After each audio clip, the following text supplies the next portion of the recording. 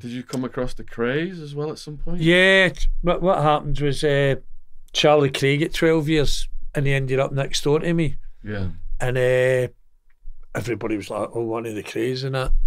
And I get talking away to him and all that. And I asked him, did he know this bring me figure up in Glasgow, the Godfather of Glasgow at the time? I was reading about him in your book, yeah. Yeah, so I says to him, he says, of course I know him. He says, the twins knew him very well. He says, he would come down and work for them, and they would get him to work for them. I never went into the details. So Charlie came across as quite a good guy. He says to me, he says, when he got 10 years when he got their life, and when he got out, he says everybody used to come up to him, oh, how's the brothers? So he told me a few stories. He says he went to QE2 for a cruise. He says there was a couple of famous actors and that, but everybody ran to Charlie Craig. Can I get your autograph, Mr. Craig? How's the twins? and he would tell me stories, and he says, you'll meet Reggie. Reggie was coming to the final thing with his sentence. It was an old man then. I think he was doing in Norwich at the time, and he was coming for a week for visits. They'd allowed that. So he says, oh, you'll meet Reggie. And I went, this will be great. And Eddie Richardson, who was another great pal of mine, fair there, he was in the food boat with me and Ronnie O'Sullivan and that. That was a snooker player's dad. Eddie Richardson, we were in the food boat, and he was in the other landing. And there was a story about, I'll go back to Krays in a minute, but there was a story about Eddie. We're sitting, and he says to me, you're still a young man. I went in at 30, expecting you at about 40, which I did. I done 10 and a half years. And he says, what are you going to do? I says, don't know, just hurrying it to go quick to get it. He says, why don't you take up skiing? I went, skiing? I says, that's fucking too dangerous. He went, no, he says, and Eddie, he got his sentence. Eddie get what sentence did he get? Eddie got 20, I think it was 22 years or something. For what? For 150 kilo of cocaine. It was a big sentence he got at 54 years of age. And he says, no, he says, up to before I get out, I went skiing. He says, you can still get a suntan. And I just thought it was a strange thing, he says. But getting back to the Krays, I says, and everybody was all kind of talking, saying, oh, this is going to be great, this. You're going to have the two Krays in this section, and you're going to have Eddie Richardson, because there was a rivalry years ago, but time had moved on. And so Reggie came to the next one, chapped the door after about a day, chapped the door, and Charlie was there. And we with Reggie. And he went, oh, Charlie's told me all about you for Glasgow, and he shook my hand, and I'm glad to meet you. I think I washed my hand for a week after it. Because everybody was all fascinated. Yeah. The fascination was still there, yeah. So I just couldn't believe that I met him, even though he was an older guy and he was coming to the end of his sentence. So they were walking around the yard and all that, and everybody used to go like, oh, fuck, that was some 40 day free. Because they were talking, Eddie Richardson and the Krays were talking then.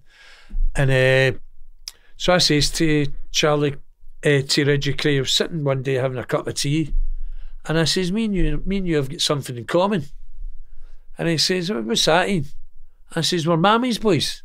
And he went, well, I says, aye. I says, I've read all the stories about your mother Violet. You had all got up the stairs for tea and all that. Your mum get tea. And he says, aye, that's right. And that. So that was me meeting the Krays.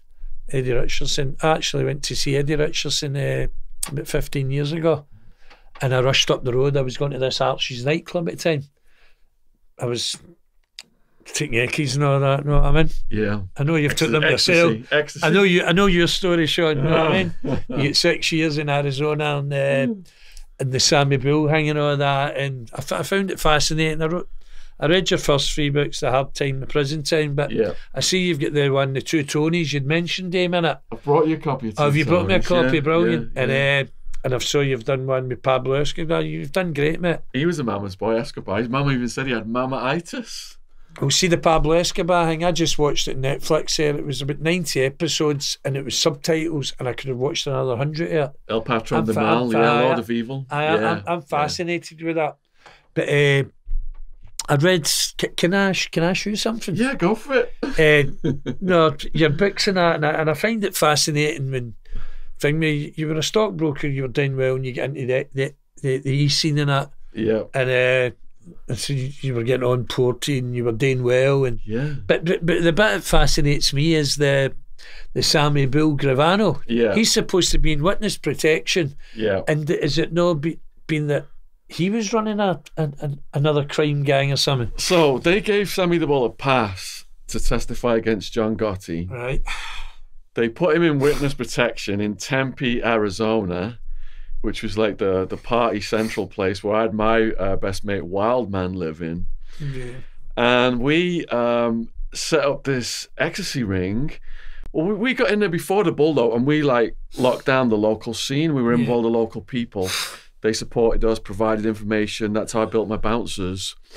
And then all of a sudden, these steroid head jock characters start popping up selling pills, and we're like, who the fuck are these guys? Then, but it got heavy because, you know, he didn't have the Gambino crime family behind him at this point, right. But he did have these big steroid head white supremacist guys called the Devil Dogs, right. Who would beat people up and yelp like dogs while they brutalized people. And some of his crew lured my top sales guy, Skinner, to a nightclub in Scottsdale, saying they were going to do a deal. Yeah. Took him to the men's room and knocked his teeth out and took all of his money and took all of his drugs. And I was thinking earlier on when you were on about getting paranoid and everyone's against you and the gangster threat and all this. Yeah. And the guns are legal in Arizona. And I had a concealed weapons permit, trained to shoot by the police to kill a home intruder, you know, put 2 in the chest, 1 in the nose, whatever. So when all this was kicking off with Sammy the Bull's crew, like you said, you had these gangster rivals. Yeah. I had this big bed and I had a shotgun, fully loaded, ready to go. On either side of the bed, I moved 100 miles away from Phoenix to Tucson in this gated guarded community. Hopefully they couldn't get up the street, but if they did, I had these 2 guns. But the Bull, you know, he was still, his attitude was, they've put me in witness protection. I'm not going to go out there laying low with some phony beard on. If they're going to come for me, they're going to come for me, and I'm ready. And he had all these booby traps in his house, and he was good to go. And actually, the day he was arrested, the feds actually saved his life because the Gotti crew were in town with a bomb and surveillance. Did you know where he was? Oh, they were watching. They were about to take him out. Right. Yeah, yeah, and that's the thing with those guys. You know, for the rest of their lives now. I found it fascinating. This guy admitted 19 murders, and he ratted on John Gotti, which shows a liberty. So it was, and because I'm criminal minded, and no, the guy was just a rat. You know what I mean? Yeah. And I found it amazing that he was still operating and all that. And but you say he was ready to get took out. Because am I right in saying that he got another sentence? He got see when he got out for the informing snitching on John Gotti, in the Arizona thing. He got another sentence, didn't he, for the ecstasy thing? All right, so he was the head of the ecstasy conspiracy. Right. I can't remember whether he got 15 or 20 years or somewhere in that range. He did get a big sentence, aye. Yeah, the son got slightly more than me, I think. And what they did was, in their plea agreement, they agreed to let the women off if the men would take the fall for it. Something like that. That was part of it, I think. Right. 57 people, I believe, were arrested in the case, and they all agreed to testify against and cooperate with the authorities. Right. In mine, over 100 arrested, only 4 agreed to cooperate. Everybody stood really tight. Right. And there was a point where, when we were going court, I don't know whether the guards were taking the piss or what, but I don't know if you've seen any of my videos on YouTube with Wildman. He was one of my bouncers. Yeah, Wildman's he's like one this of the big. favourite He's characters. This big. Yeah. You know. The guards actually chained Sammy the Bull's son to Wildman when we were all going court, and Wildman was like, you know, because we had this war going before, but we was like, once we're in there was no point in doing that because we were all trying to do everything we possibly could to beat our case. But So see, the wild man, I think they get see the way my perception, he doesn't give two fucks. No, he doesn't. No, he doesn't give two fucks. He doesn't give two fucks, but I could guide him when there were major issues arising. He would listen. I was one of the few people he would listen to. Yeah. So what we did was we sat down with Sammy the Bull's son. Wildman was cuffed to him. He had no choice. So. And he basically, because the ecstasy case was running a couple of years before mine, Right. he was giving us a load of information of what could possibly happen next. Right. So we got a lot of good information out of him that night in the holding cell. Right. Yeah, Well, they went to Hollywood, didn't they? Karen Gravano is the star of Mob Wives. Mob Wives, I know. Yeah, so they're legit. Yeah. I have been in contact with Gerard Gravano on email, and that, there's no issues there. I saw something on YouTube about John Gotti Jr. Yeah, and they gave him a lot of hard time, so they did. And his dad get put in the Supermax, and he never saw anybody for 10 years and get the cancer and that. Yeah, and he was allowed to visit with him and that. Yeah, so I was watching that. That was the Supermax the federal Supermax in Colorado. Colorado, the highest level one. That, and it's, yeah, you don't see anybody or nothing like that. Yeah.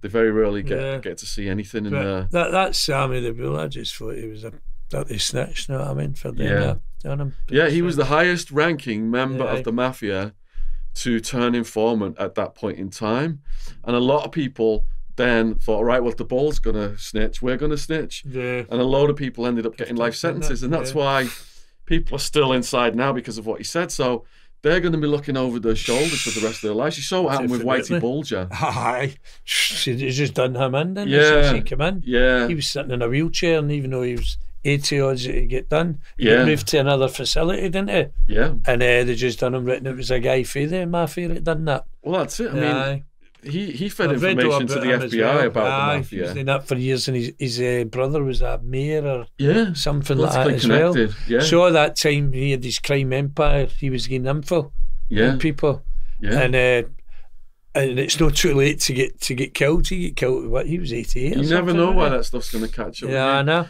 Like you mentioned about the Americans watching my YouTube channel. A lot of them are young people, and the most watched rapper right now for the young people. I don't know if you're familiar with this guy called Tekashi 6ix9ine. He's in the jail, isn't he? He's got the rainbow coloured hair, and he has just agreed to cooperate against the 9 Trey Blood Gang, which was started out of the prison system in because this guy was going to become really, really famous, this rapper, wasn't he? Yeah. I knew he's in the jail. But now he will be looking over his shoulder like the Bull, stick name, is it? Or like Bulger for the rest of his life. They're saying they're going to put him in witness protection. This rapper, and he's got 6ix9ine on his face. So it's not going to be hard to find him walking down the street, is it? It's not going to be hard to find him, and I think also they'll go after his family and his loved ones and stuff like that right now, because he's not actually got up in court and testified yet. Yeah. But in his plea bargain, he's saying, look, if you guys will drop all of the charges against me, I'll give you everything you want. I'll give you the goods on all these guys. Yeah. But you might think that's going to be an easy ride, but it's not going to be an easy ride. Is it fuck? Is it fuck? He's fucked, isn't he? That, aye, definitely. Yeah. Definite. So his music career, how is he, but maybe they can cash in and say he's the guy that can't ever do a concert again because the hitmen are going to come and get him or whatever, It's up in Glasgow just now, Shaun, it's like the Wild West. There's all sorts of things with unsolved shootings and stabbings and slashings. Yeah. And they're running amok. I think it's the same in Liverpool everywhere just now. People, all the young team there, they just don't give a fuck. They just don't. But in my days, when I was younger, we were wild. But you get shot for the slightest thing now. Well, a lot of it is driven by they made drugs illegal and create this huge black market, and a lot of it's now they're fighting over that black market profit. That's what it is. It's taking over the entire world. It is about the drugs and that, so it is. Yeah.